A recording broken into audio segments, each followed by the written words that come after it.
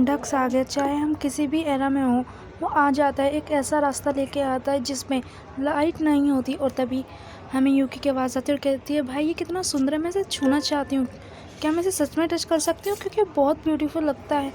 तब यहाँ पे कानामेसामा कहता है, ये दुनिया इतनी ब्यूटीफुल नहीं है जितनी तुम समझते हो। और यहाँ पे कहते हैं कि कानामेसामा यूकी से कहते हैं, तुम जहाँ जाना चाहती हो वहाँ जा सकती हो।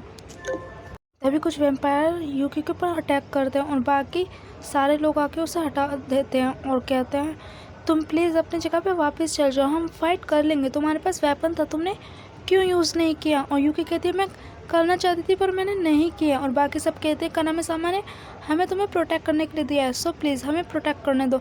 और यहाँ रीडो-सामा सबका खून सक कर रहा होता है और कहता है, मुझे पता है ये ब्लड मेरे काम नहीं आएगा, जूरी सिर्फ तुम ही मेरी हेल्प कर सकती हो। और यहाँ पे कहती है, सारे वैम्पायर यूकी को प्रोटेक्ट करने के लिए आए हैं, इसीलिए, पर मैं तुम्हारे बारे में सोचता हूँ, तुम ही एक हो।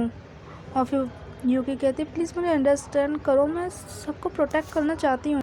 लूका इससे बहुत ही गुस्से में होती है, पर यूकी कहती है, हम यहाँ से जा रहे हैं जीटो को देखने। अब वो कहते हैं, मैं सिर्फ कानामेसामा के उस इम्पोर्टेंट पर्सन को सेव करना चाहती हूँ जिससे वो सैड ना हो। और यहाँ पे यागारी सेंसी बचा रहे होते हैं स्कूल को, पर यहाँ पे बहुत सारे लोग होते हैं लेवल ई के वैम्पायर, और हमारे वैम्पायर आकर उन सबको मारते हैं। और साथ में यहाँ पे हेडमास्टर भी आते हैं और कहते हैं, मैं यहाँ से प्रोटेक्ट कर लूँगा, मैं तुम्हें यहाँ से कहीं ज़्यादा आगे नहीं दूँगा। और वो तलवार मारते हैं और सारा गेट चकनाचूर हो जाता है और कहते हैं, मैंने अपने आप देख लूँगा। और यूकी कहती है, मास्टर। तब वो कहते, मास्टर नहीं, मैं तुम्हारा फादर हूँ। तब वो फादर कहती है और कहता है, मैं इस स्कूल को प्रोटेक्ट करूँगा। कहती है कि अब ये मेरी बारी है प्रोटेक्ट करने की, मैं इस स्कूल को प्रोटेक्ट करके रहूँगी।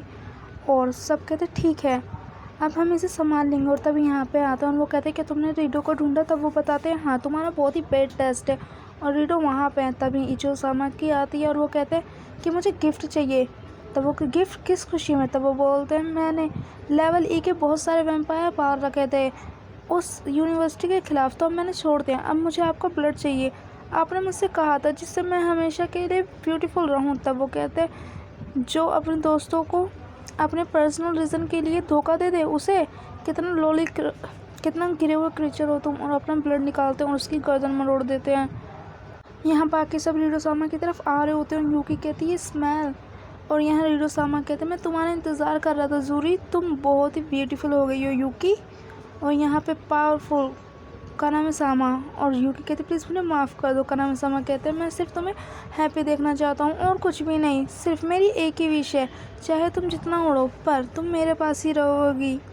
और यहाँ पे वो कहता है, यहाँ पे सारे लोग आते हैं और कहते हैं, हम तुम्हारे ओपोनेंट से रीडो-सामा एक हाथ हिलाते हैं और सबको ब्लैक कलर की एक फॉग घेर लेती है और कहती है, हम सब प्योर ब्लड है, तुम हम पे अटैक नहीं कर सकते। और उन्हें अपने लेवल ई के वैम्पायर से कहते हैं कि इन्हें खा लो। और यूकी बहुत ही गुस्से में होती है, कहते छोड़ो। रीडो-सामा कहते हैं, तुम्हारी खुशबू बिल्कुल ज़ोरू की तरह है। और उसे वो काटने वाले होते, तभी यूकी अपने हाथ का जो उसका हथियार होता है प्रोटेक्ट करने का, उसे उठाती है और कहते हैं, pure blood princess anti vampire weapon उठा रही है। और यूकी कहते हैं, मैं स्कूल गार्डियन हूँ, इसीलिए मुझे सिर्फ डे क्लास को नहीं, नाइट क्लास को भी प्रोटेक्ट करना है। रीडो कहता है, जैसा एक्सेप्टेड किया था जूरी की डॉटर से, तुम बहुत ही पावरफुल हो। यूकी कहती है, सबके सामने से हट जाओ। और वो सब हट जाते हैं। तब वो कहते हैं, जूरी भी तुम्हारी तरह ही थी, नहीं तुमसे ज़्यादा, जब मैंने उसका ब्लड ड्रिंक किया था तो मुझे बहुत अच्छा लगा था। और वो यूकी को पकड़ लेते हैं और कहते हैं कि अब उसका नाम लो जो तुम्हारे सबसे करीब है। जूरी ने भी कहा था, हारुका, वो बहुत ही मास्टरपीस था, जल्दी बोलो नाम। और तभी पीछे से एक गन की शॉट आती है जो कि रीडो को लगती है और वहाँ ज़ीरो होता है। और कहते हैं, अपने गंदे हाथ हटाओ। यहाँ कानामेसामा एक एक को मार देते हैं और कानामेसामा कहते हैं, तुम क्या कर रहे हो। तभी जीजो के ग्रैंडफादर कहते हैं, मैं यहाँ से भागने की कोशिश कर रहा था। तब वो बताते हैं, रीडो-सामा हमारे कंट्रोल में ज़्यादा नहीं रहेगा और लगता है वो तो तुम्हारा गॉड है ना। तब इचिरो के ग्रैंडपा कहते हैं, वो कोई गॉड नहीं है, वो एक पागल क्रीचर है, हम उसे कंट्रोल में जब तक रख सकते हैं जब तक उसे खिला सकते हैं, वरना वो बेकंट्रोल है, इसीलिए मुझे यहाँ से जाना होगा। और तभी वो एक चाल यूज़ करते हैं और वहाँ से चल जाते हैं। इचिरो कहता है, मैंने तुम्हें एक वैम्पायर की तरह धोखा दिया पर कभी फ्रेंड की तरह नहीं, तो प्लीज़ मुझे करने दो।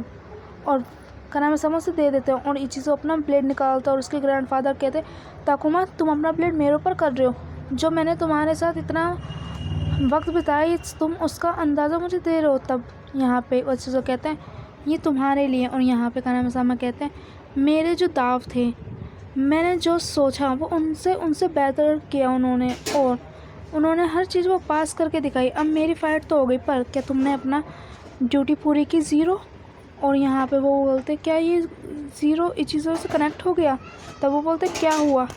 ज़ीरो की पावर आउट ऑफ कंट्रोल हो रही होती है और वो बाहर निकल रही होती है, सारे वैम्पायर को उड़ा ले जाते हैं।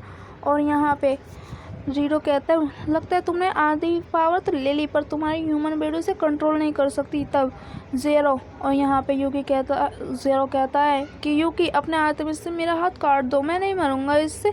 तब वो कहती पर आर्टेमिस वो कहता है ये वो वेपन नहीं है जो मुझे मार सकता है, हमने प्रॉमिस किया था ना। तब उसे याद आता है कि एक दिन अगर मैं पागल हो जाऊँ तो प्लीज़ तुम मुझे अपने हाथों से मार देना। और यूकी उसे मार देती है। तभी वो बोलता है ये दर्द ये मेरा ऐसा साबित कर रहा है कि इचिरो तुम मेरे अंदर रह रहे हो।